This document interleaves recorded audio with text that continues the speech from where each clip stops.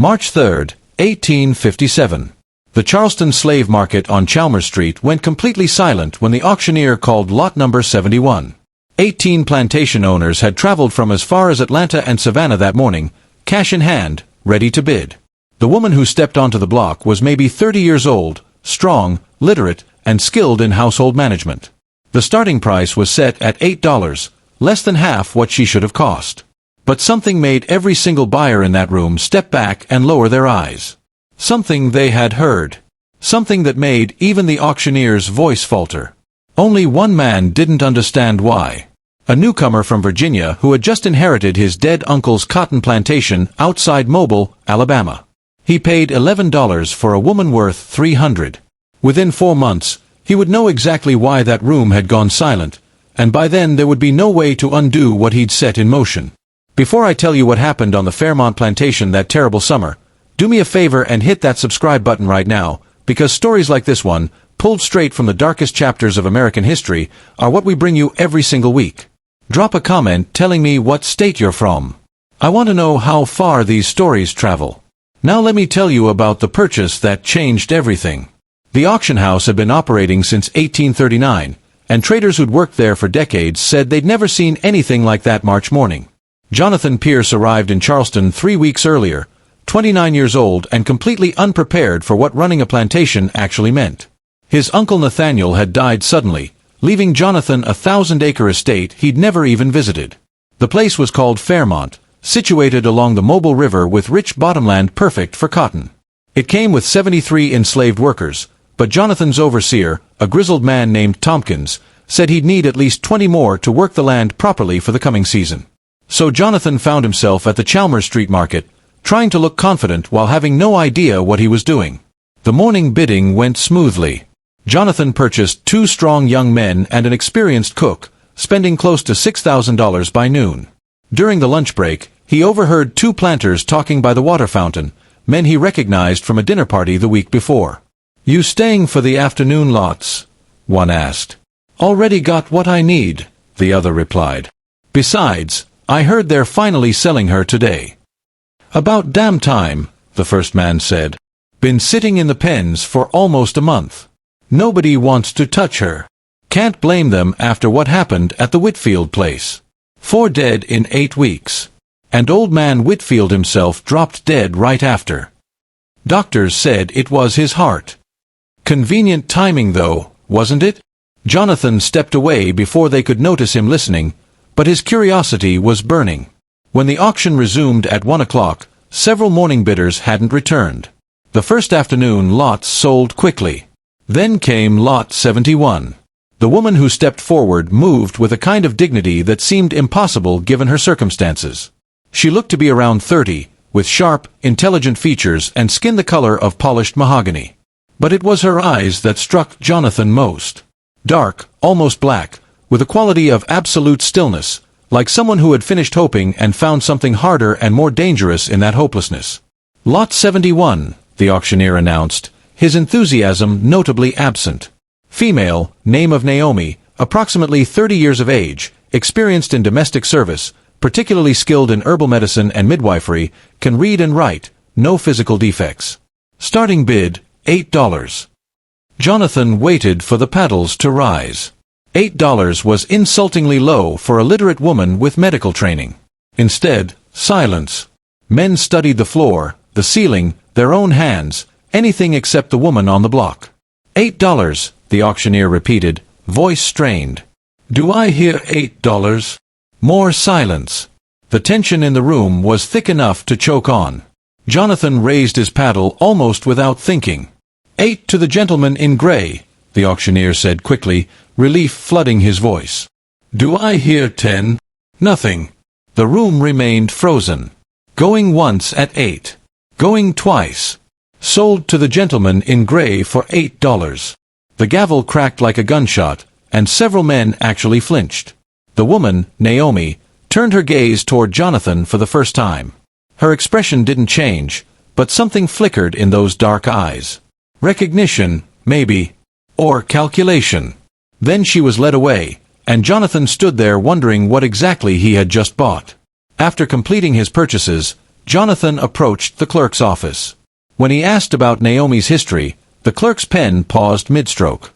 Came from the Whitfield estate up near Tuscaloosa. Property was liquidated after Mr. Whitfield died 4 months ago. And her skills are accurately listed? That's what the inventory stated, sir. Seems strange no one else bid. The clerk looked up briefly, his expression carefully neutral. Not my place to question what buyers do or don't do. Your total comes to $7,342. The journey to Fairmont took 2 days by steamboat down to Mobile, then another half-day by wagon along the river road. As they approached, the main house came into view, a sprawling 2-story structure with a wide porch and 6 white columns across the front. Paint was peeling in places, and several shutters hung crooked, but the bones of the place were solid. Beyond the main house stretched the quarters, 4 long wooden buildings, and past those, the cotton fields rolled toward the tree line in neat, endless rows. When they arrived, Tompkins organized the new arrivals. The men would join field crews. The cook would take over the main house kitchen. But when it came to Naomi, Tompkins hesitated. "Where you want this one, Mr. Pierce?" Jonathan considered. "She has medical training. We'll use her for sick care and midwifery. Put her in the old cabin near the quarters." Tompkins nodded slowly. "Yes, sir. Though we already got old Betsy who handles birthing and such. Then Naomi can assist her. Better to have 2 sets of skilled hands." Jonathan was about to question Tompkins's reluctance when a house servant approached, informing him that Marcus Drayton had arrived. Jonathan recognized the name. Drayton owned the neighboring plantation and had been one of the men talking outside the Charleston auction house. Drayton waited on the front porch, a heavy-set man in his 50s with shrewd eyes and expensive clothes. After the usual pleasantries over whiskey, Drayton shifted the conversation. "Noticed you made some purchases in Charleston last week. Good acquisitions, mostly. Though I sense you didn't hear all the talk." "You're referring to Naomi," Jonathan said. "The woman I bought for $11. Did wonder why nobody else bid." The thought crossed my mind. Drayton set his glass down with deliberate care. "That woman came from the Whitfield plantation. Benjamin Whitfield died 4 months ago, healthy as a horse until he wasn't. His nephew inherited and sold everything immediately. Couldn't get away from that place fast enough." He paused. Whitfield's death wouldn't have raised eyebrows by itself. Except for what came before. "Before?" Jonathan prompted. "His overseer, man named Campbell, died from what they called brain fever. But before that, Whitfield's driver was found dead in the barn, supposedly kicked by a horse, though he'd been around horses his whole life. And before that, Whitfield's personal physician, Dr. Harrison, died from pneumonia complications." Drayton leaned forward. 4 men connected to that household, dead within 2 months. The only common thread was that woman. She prepared medicines, teas, tonics. Had access to the kitchen, the sick rooms, everything. "You're suggesting these deaths are connected?"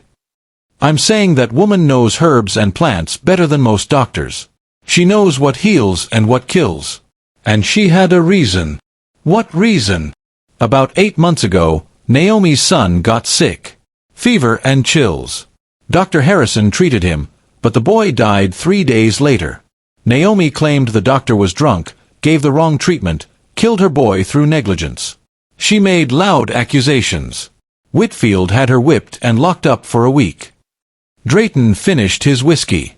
2 weeks after that, Dr. Harrison was dead. Then the driver. Then Campbell.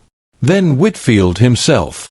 "Could be coincidence," Jonathan said, but his voice lacked conviction. "Could be," Drayton agreed. "But that woman has knowledge that runs deep, knowledge passed down from Africa through generations of mothers and daughters. She knows what cures and what kills, and now she's got nothing left to lose." He stood to leave. "I came as a courtesy, Mr. Pierce.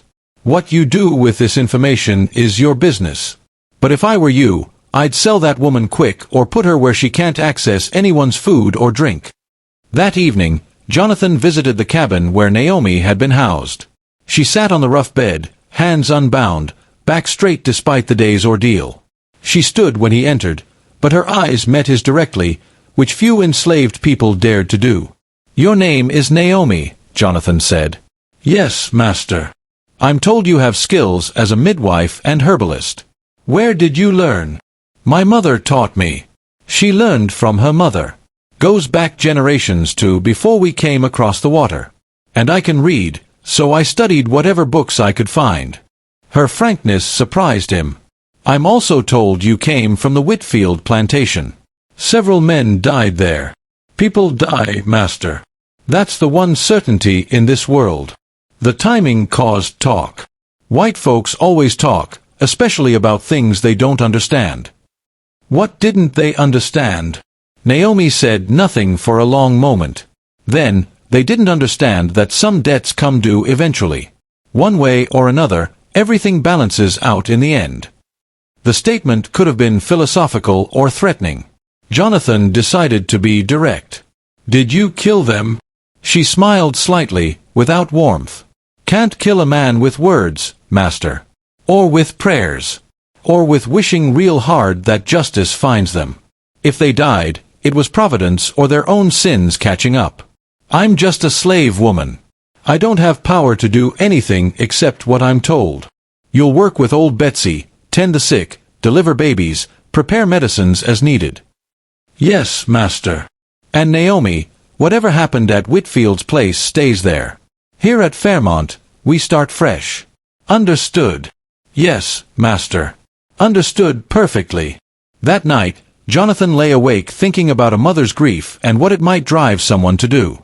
He thought about herbs and plants, how the same knowledge that saved lives could end them. Most of all, he thought about 4 dead men and 1 woman with nothing left to lose. Harvest season began in late September, and everyone worked from dawn until darkness made it impossible to continue. Naomi wasn't in the fields. Jonathan had assigned her to work alongside old Betsy, and within days, Tompkins reported they'd reached an understanding.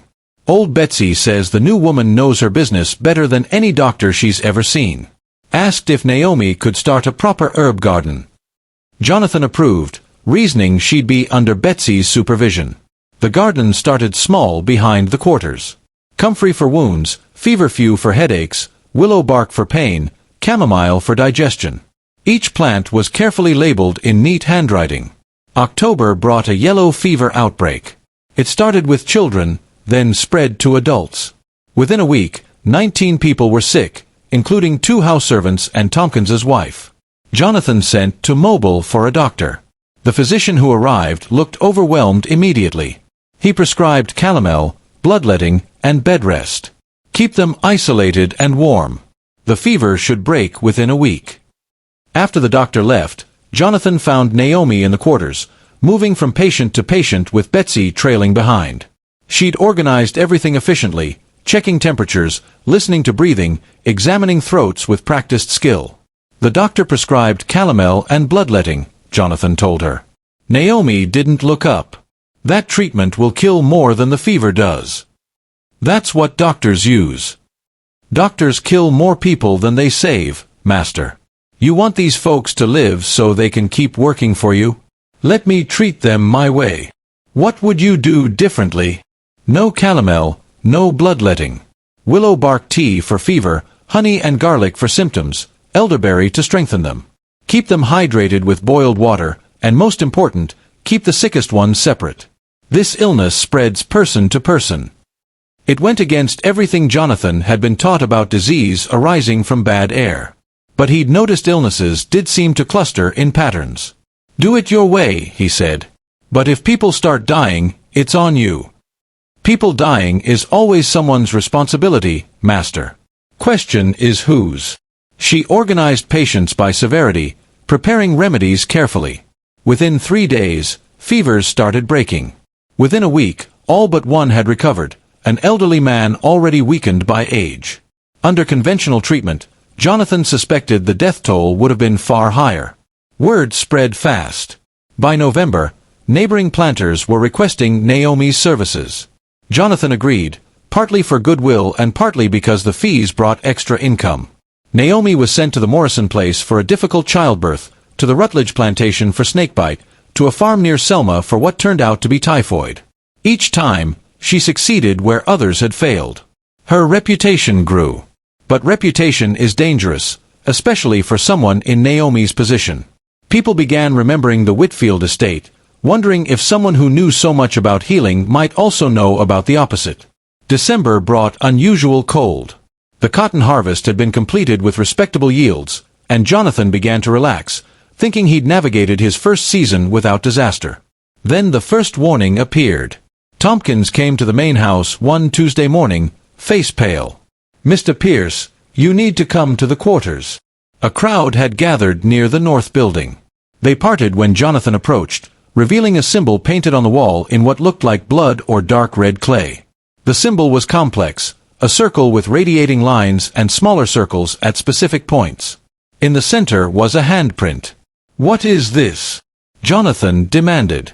An older man named Samuel stepped forward. "It's a warning sign, Master. Old African magic. My grandmother knew such things. Said they were powerful, that they called on forces that don't forget and don't forgive."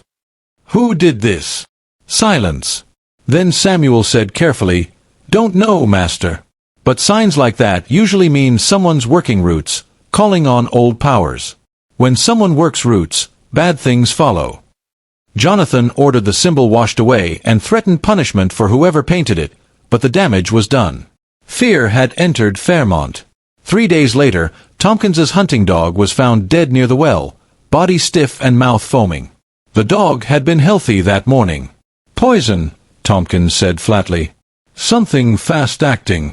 A week before Christmas, a field worker named Jacob fell desperately ill with violent stomach pains and convulsions.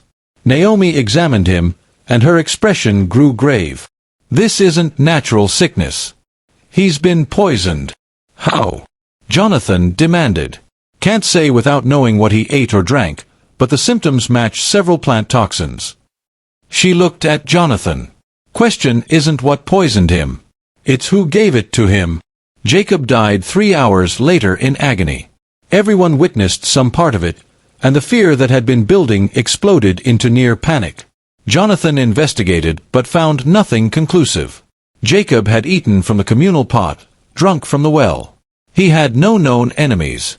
Unless, Jonathan thought with growing dread, Jacob wasn't the target.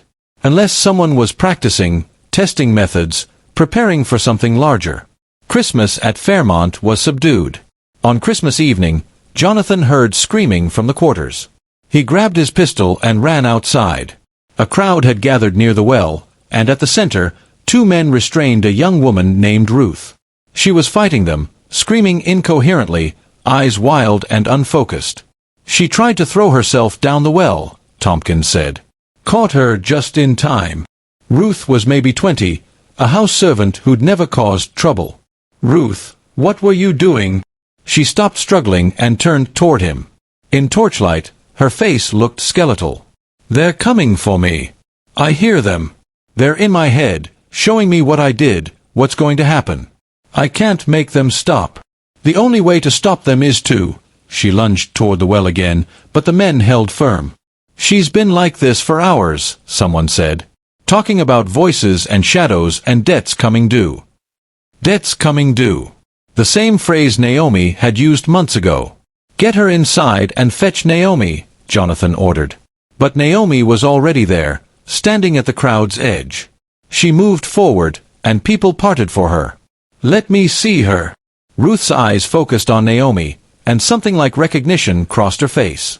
"You know. You understand. Tell them. Tell them what I did."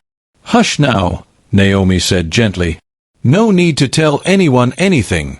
"I didn't mean for him to die," Ruth sobbed. "I was so angry. He had no right to force himself on me like that. I just wanted him to hurt like he made me hurt. I didn't know those mushrooms would kill him. I swear I didn't know." The crowd went silent. "Ruth," Jonathan said slowly, "are you saying you poisoned Jacob?" But Ruth wasn't looking at him. Her eyes were fixed on Naomi, pleading and terrified. "Make it stop. Please. The voices, the shadows. Make them stop." Naomi touched Ruth's forehead with 2 fingers. "Can't stop what you started, child. You opened a door you didn't know was there. Now you have to walk through it. All I can do is ease the journey." "What are you talking about?" Jonathan demanded. Naomi ignored him. She produced a small bottle, uncorked it, and held it to Ruth's lips. "Drink this. It'll quiet the voices. You'll sleep, and when you wake, you'll be at peace." Ruth drank obediently. Within minutes, her struggling ceased, her eyes closed, her breathing became slow and regular. Men carried her to an empty cabin, and the crowd dispersed, whispering. Jonathan grabbed Naomi's arm. "What did you give her?" "Valerian root, chamomile, poppy extract. Things to help her sleep." She confessed to murder. She confessed to being foolish. Girl had relations with Jacob she didn't want. Got some mushrooms she thought would make him sick, teach him a lesson. Didn't realize the ones she picked were deadly. Easy mistake if you don't know what you're looking for. Naomi pulled her arm free. Now she's eaten up with guilt, seeing things that aren't there, hearing voices. Mind can do terrible things when it's breaking under what it's done. "You seem to know a lot about minds breaking." "I know about guilt, Master. Know what it does to people, how it twists them until they can't tell real from not real. I know about debts and how they come due in ways folks don't expect." Ruth died 2 days later, still sleeping. She simply stopped breathing during the night. Naomi examined her and declared it heart failure from extreme distress. The death was ruled natural, though several workers whispered that Ruth had been allowed to die, that Naomi's medicine had been something other than valerian. Jonathan didn't know what to believe. Ruth had confessed to Jacob's murder, but it only deepened the mystery. How had an ignorant girl known which mushrooms to use? The answer came as Jonathan observed Naomi more carefully. She wasn't just a healer. She was something older, a keeper of knowledge that predated slavery, carried across the ocean in the memories of stolen people. And she was teaching others. January brought bitter cold. During this forced slowdown, Jonathan did what he should have done months earlier. He searched Naomi's cabin while she was away. The place was meticulously organized, dried herbs hanging from beams, bottles lining shelves. But hidden beneath the bed, he found a wooden box. Inside were notebooks covered with Naomi's writing, mostly medical notes. But interspersed were other entries. October 20th, 19 sick, 18 saved. The power to heal is the power to choose who lives. They think my knowledge belongs to them because they own my body. But knowledge can't be owned, only shared or withheld. I share it with those who deserve it. Every life saved is a debt in my favor. When the scales balance, justice will be served. Jonathan's hands shook as he turned pages. Naomi was keeping a ledger of moral debts, deciding who deserved healing and who didn't. December 27th. The girl came crying. Told me what the man did. Told me she wanted him to hurt. I gave her knowledge, as I give all who ask and deserve. Not my place to judge what she does with it. But I also planted something else. Guilt. Planted it deep with careful words. Guilt is slower than poison but just as deadly. She won't live long. This is mercy, though she doesn't know it yet.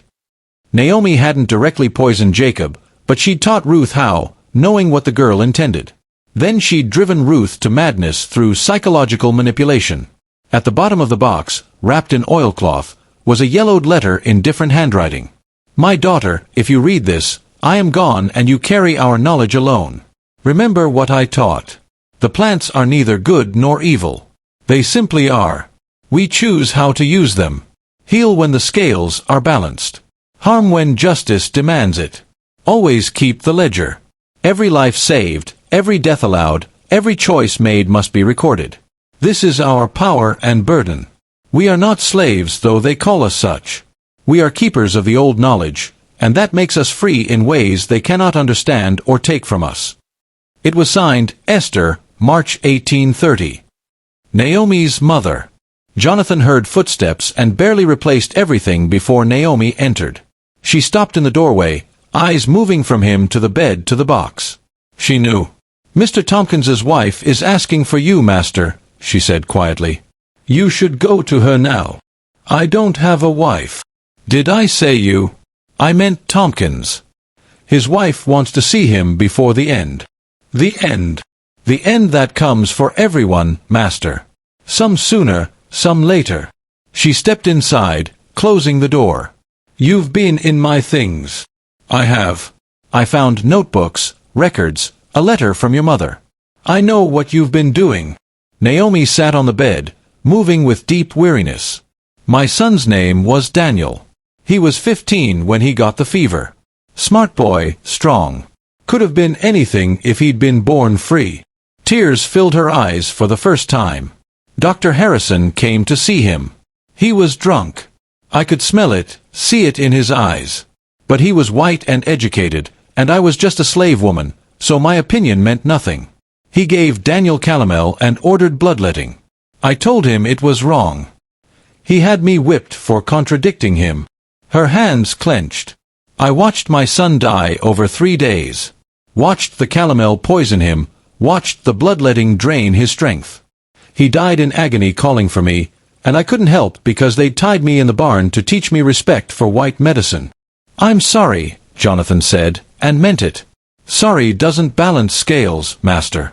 Sorry doesn't bring him back or punish the man who killed him through negligence and pride. So I did what I had to. Dr. Harrison died from what looked like pneumonia, but it was foxglove, carefully administered over weeks. The driver died because he held me down for the whipping. Campbell died because he laughed while they beat me. And Whitfield died because he owned us all, because he created the system that let my son die while I watched helplessly.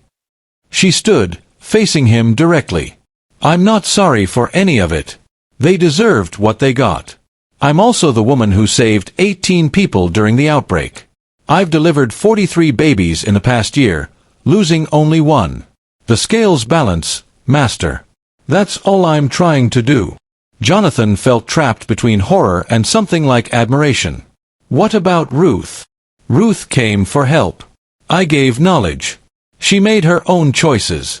But I also saw what taking a life does to people, the guilt that eats at them. I gave her peace, a gentler way out than what she would have suffered. And Tompkins's wife? Naomi's expression was neutral. Everyone dies eventually. Question is when and how and whether they deserve their fate. She paused. Tompkins was overseer at Whitfield's before he came here. He supervised my whipping, held the rope himself. You didn't know that, did you? Jonathan felt sick. No. He's not evil, just following orders. But my son died while I hung in that barn, and he's part of that chain. So yes, his wife is going to die. Not quickly, not obviously, but inevitably. Call it murder if you want. I call it justice. The cabin seemed darker. Jonathan realized he stood at a crossroads. What happens now? That depends on you, master. You can try to stop me, but you won't succeed. Too many people depend on me, trust me. Move against me and you'll have rebellion. Or you can look away, let the scales balance themselves, and benefit from my skills. Your workers will be healthier, your profits higher. All it costs is your conscience and the lives of a few men who probably deserve what they get. And if one of those men is me? Naomi tilted her head. Are you guilty of anything, master? Have you harmed someone who didn't deserve it? Killed someone through negligence or cruelty? If you haven't, you have nothing to fear. I don't punish the innocent. I only balance scales. Jonathan thought about his treatment of the people he owned. By slaveholding standards, he was decent. But he was still a master, still participating in a system built on human bondage. Did that make him guilty? I made sure no one else bid on me in Charleston, Naomi said softly. I knew where I'd end up. Word travels fast among slaves. I knew Fairmont was being sold to a young owner from Virginia, someone inexperienced, ambitious. Someone who'd need a skilled healer. So I made myself seem dangerous, cursed, bad luck. Knew you wouldn't know better, would buy me cheap and bring me here where I could work, heal, teach, and yes, occasionally dispense justice that courts won't provide. You manipulated me from the beginning. I used the tools available, just like you used chains and bills of sale to control us. We each have our weapons, master. Mine are just less obvious. Jonathan realized he was trembling. I could sell you south, away from everyone you know. You could try, but who'd buy me now? Everyone from here to New Orleans has heard the stories. And if you sold me, who'd care for your sick? Who'd deliver your babies? How many would die before you found someone half as skilled? She smiled without warmth. I've made myself necessary, master. That's real power. Not the ability to kill, but the ability to save. People forgive almost anything from someone who saves lives. The truth struck like a physical blow. Naomi had made herself indispensable, securing a kind of freedom no legal document could provide. What do you want from me? Nothing you aren't already giving. Freedom to practice my healing, access to herbs and plants, respect for my knowledge. And one more thing. Look the other way when scales need balancing. Don't ask questions you don't want answered. Let nature take its course, even when nature has help. You're asking me to be complicit in murder. I'm asking you to be complicit in justice. There's a difference, though I don't expect you to see it. Think about this. How many slaves die every year from cruelties of this system? How many are whipped to death, worked to death, sold away from families? How many masters face punishment? The law protects you, not us. So we make our own justice the only ways available. Jonathan had no answer. Everything he'd built his life on was cracking. Get out, he said quietly.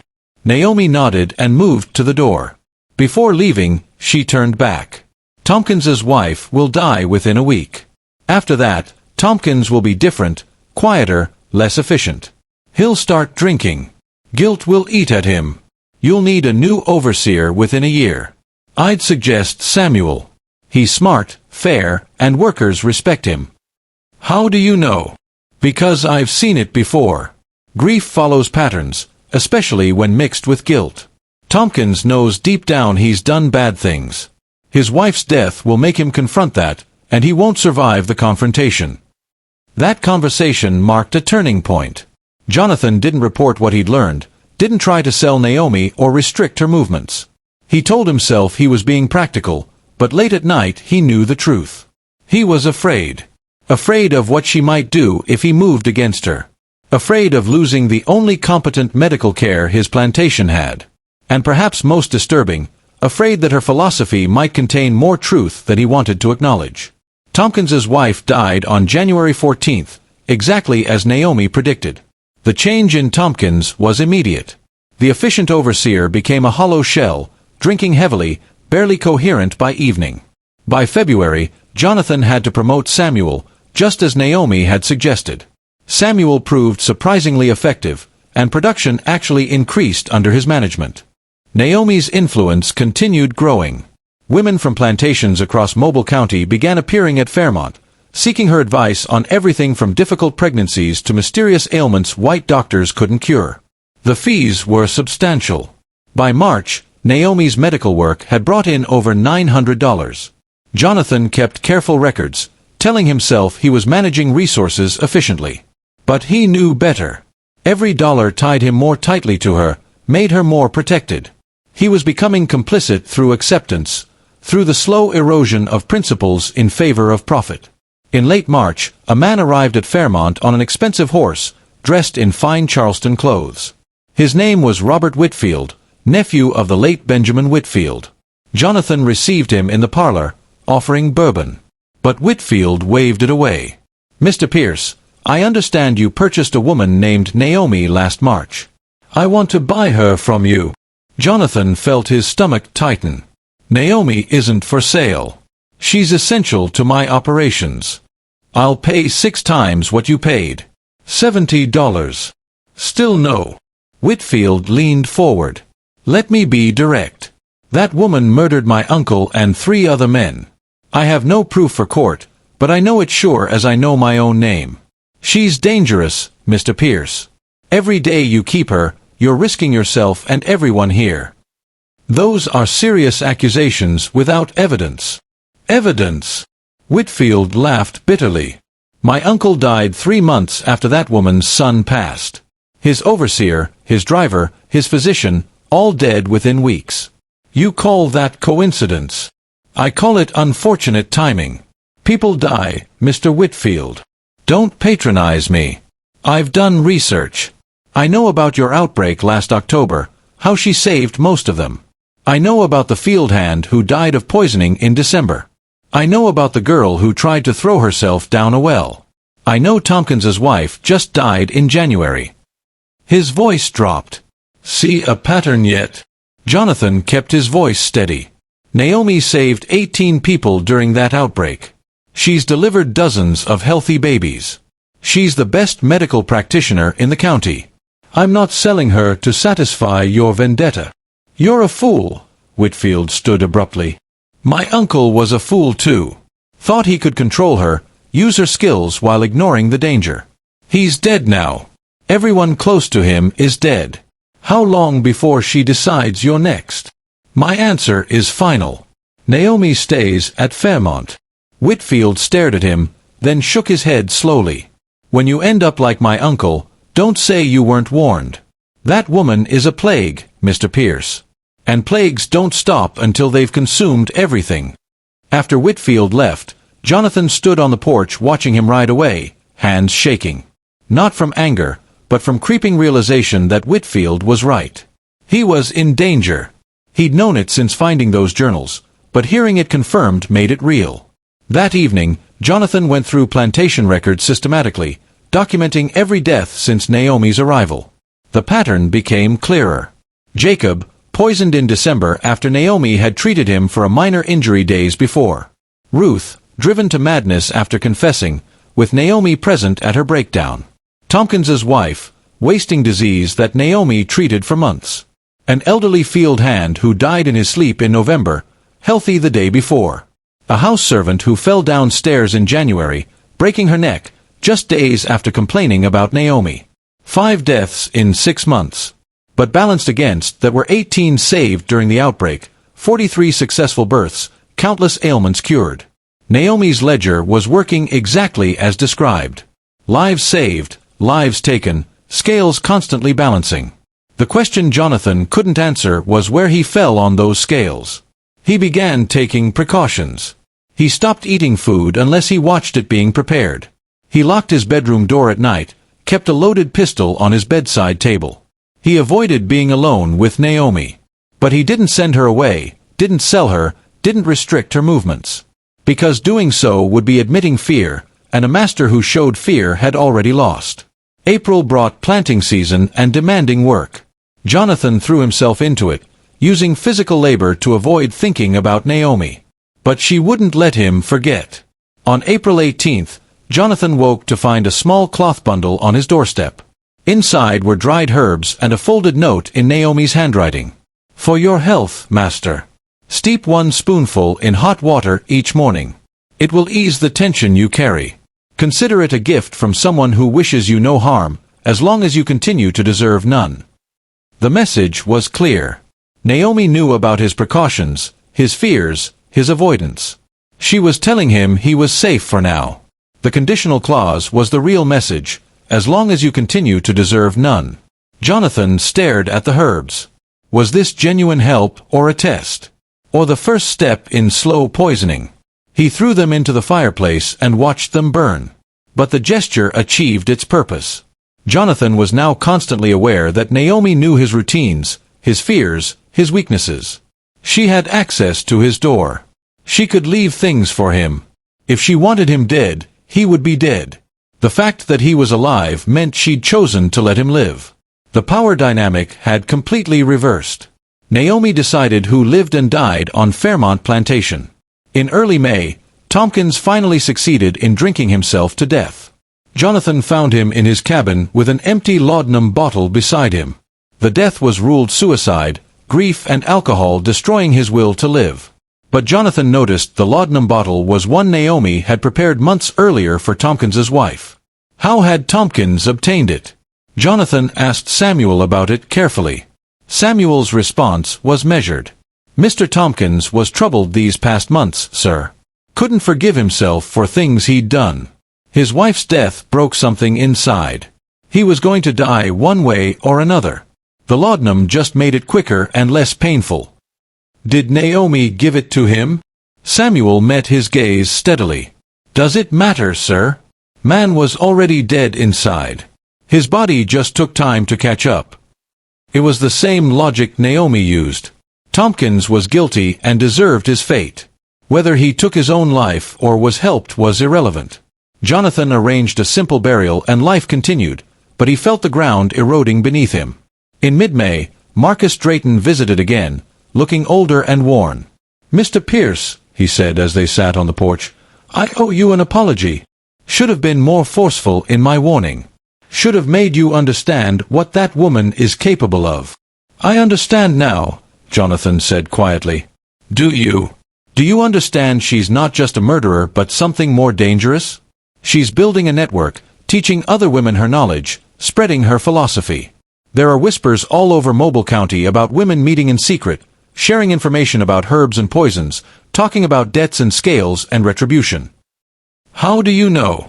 "Because it's happening on my plantation too. I have women who spend time with Naomi when she visits. They've become different, bolder.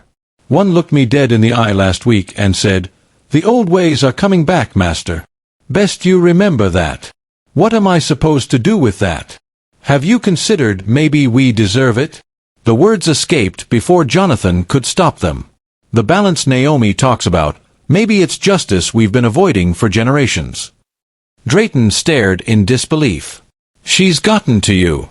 God help me, that woman has actually gotten inside your head. She saved 18 people, Drayton. Delivered dozens of healthy babies. Healed the sick when doctors failed. Yes, people died around her, but more lived. Isn't that a net positive?" "A net positive?" Drayton stood abruptly. "Listen to yourself. You're rationalizing murder because the murderer is useful. That's not justice, Mr. Pierce. That's moral bankruptcy." He left without another word, and Jonathan sat alone wondering when exactly he'd crossed the line from reluctant acceptance to active defense of Naomi's actions. June arrived with oppressive heat. The cotton plants grew well, but weather brought sickness. Naomi worked tirelessly, her herb garden now expanded to include dozens of plants. Jonathan watched her and saw the full complexity of what she was. A murderer, yes, but also a healer who genuinely cared. A philosopher with a coherent moral system. A teacher passing on knowledge that predated slavery and would outlast it. An agent of justice in a world providing no legal recourse. And the most remarkable person he'd ever met. On June 28th, Naomi came to the main house requesting to speak privately. They sat in the study, late afternoon sun streaming through windows. "I'm going to tell you something, master, and I need you to listen. Can you do that?" Jonathan nodded. "There's a woman coming tomorrow. Her name is Elizabeth Drayton, Marcus Drayton's wife. She's sick, and the doctor can't help. Drayton is desperate enough to overcome his fear of me. He's going to ask you to let me treat her. And will you?" Naomi's expression was unreadable. "That depends." "On what?" "On whether the scales demand it. You see, Marcus Drayton was overseer at the Whitfield plantation before he bought his own place. He wasn't there the day they whipped me, but he trained Campbell, taught him how to break spirits without breaking bodies. He's responsible for the system that killed my son, even if he didn't swing the whip himself." Jonathan felt his chest tighten. "So you're going to let his wife die?" "I'm going to make him understand what it means to watch someone you love suffer while someone who could help chooses not to. I'm going to make him feel what I felt. Then, after he's felt that pain, after he's begged, then I'll decide. Maybe I'll heal her. Maybe I won't. The scales will tell me." "That's monstrous." "Is it? Or is it just a mirror showing what's been done to us for generations? Drayton had power to change things and chose not to. Now I have power and I'm choosing the same way. If that's monstrous, we're all monsters, master."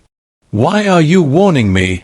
"Because despite everything, I don't want to see you on the wrong side of the scales. You're not a good man, master.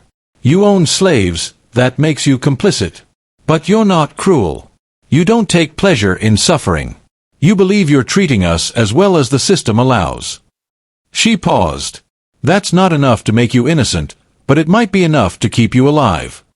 She stood. "When Drayton comes tomorrow, remember this. I'm not asking permission. I'm asking for non-interference. There's a difference. That night Jonathan didn't sleep.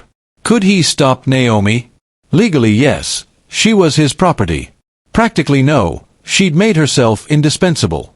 More fundamentally, did he want to stop her? Drayton had trained the man who helped kill Naomi's son. Shouldn't he face consequences? The law wouldn't punish him. Naomi's alternative system would. Was that wrong, or the only accountability available? Marcus Drayton arrived the next morning, face haggard. "Mr. Pierce, I need your help. My wife Elizabeth is desperately ill. I've heard about your woman's skills. I'm prepared to pay whatever you ask." Jonathan looked at the desperate man and saw what Naomi had seen a year ago in that barn. A man begging for help that might not come. "I'll send Naomi," Jonathan said slowly. "But I can't promise she'll agree to treat your wife. She makes her own decisions. But you're her master. You can order her." "I can. But I won't. If you want her help, ask her yourself and live with whatever she decides." When Naomi arrived, Drayton's desperation overcame pride. He knelt before her, tears streaming. "Please, she's only 43. She's done nothing wrong. Whatever you need, I'll give it. Just save my wife." Naomi looked down at him. "Tell me, Mr. Drayton, do you remember training a man named Campbell to be an overseer?" Drayton's face went pale. "Ah, yes, years ago at Whitfield's. Do you remember what you taught him?" "Please, that has nothing to do with... Do you remember?" Her voice was sharp. "Yes," Drayton whispered. "I taught him plantation management, discipline, how to maintain order. You taught him how to break people without leaving marks that would lower their value. How to use fear efficiently. How to make humans into property. I was young. I thought I was just doing my job. You chose convenience over conscience. You built the system that killed my son. And you've lived comfortably with that choice ever since. I'm sorry. God help me, I'm sorry. I've thought about it, wished I'd made different choices. I was wrong and your son paid for my cowardice. I know I deserve judgment, but my wife doesn't. She's innocent. Please don't make her pay for my sins." The room was silent. Jonathan watched Naomi's face, trying to read her. This was the moment she'd been building toward, the perfect mirror of her trauma. She had power to let Elizabeth Drayton die, to make Marcus Drayton feel exactly what she'd felt. Justice required it. But then Naomi did something unexpected. She helped Drayton to his feet. "Take me to your wife. I'll examine her and do what I can." Drayton's expression transformed to shocked hope. "You'll help her?" "I'm a healer, Mr. Drayton. That's what I do. But understand this. The debt isn't cancelled. You owe me a life now. And one day I will collect. Maybe not today, maybe not this year, but someday the scales will balance. When that time comes, you will pay." Drayton nodded frantically. "Yes, anything. I promise." "What I need," Naomi said quietly, "is for you to remember. Remember what it feels like to be helpless. Remember what it feels like to have someone you love in another's hands. Remember what it feels like to beg for mercy. And next time you see someone else in that position, don't look away. That's the payment. Not money, not favors. Just willingness to do what's right, even when it's uncomfortable." She left with Drayton. Jonathan sat alone, his understanding of Naomi fundamentally altered. She wasn't simply taking revenge. She was teaching. Every death, every healing, every moment of mercy or cruelty was part of a larger lesson. The scales didn't just balance death against death. They balanced action against inaction, cruelty against kindness, looking away against standing up. Naomi returned 4 days later, reporting Elizabeth Drayton would recover. The woman had been suffering from infected lungs made worse by calomel the doctor prescribed. Naomi stopped the harmful treatments, cleaned the infection with herbs, and strengthened her with proper nutrition. "Will Drayton keep his promise?" Jonathan asked. "He will, because he understands now. Fear changes behavior, but understanding changes the heart. Drayton will be different from now on, better than he was. That's worth more than his death. You could have let her die. The scales demanded it. The scales demanded something, yes. But I chose what that something would be. That's the power I have, Master. Not just to take life, but to shape it. To turn someone's worst moment into opportunity for them to become better. She paused. That's what my mother taught me. The old knowledge isn't just about poison and healing. It's about understanding human nature deeply enough to change it. Summer progressed, cotton grew tall, and life at Fairmont continued. But everything had changed. Jonathan saw it in how the enslaved workers carried themselves, with more confidence and dignity. He saw it in how white planters approached Naomi now, with respect bordering on fear.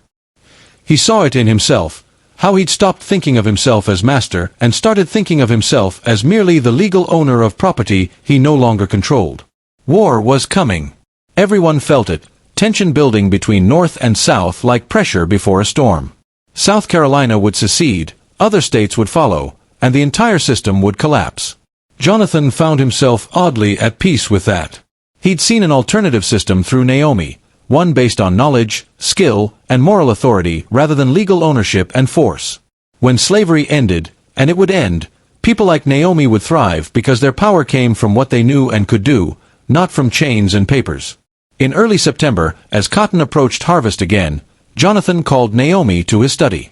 "I've decided to manumit you," he said. "I'm going to file paperwork giving you freedom."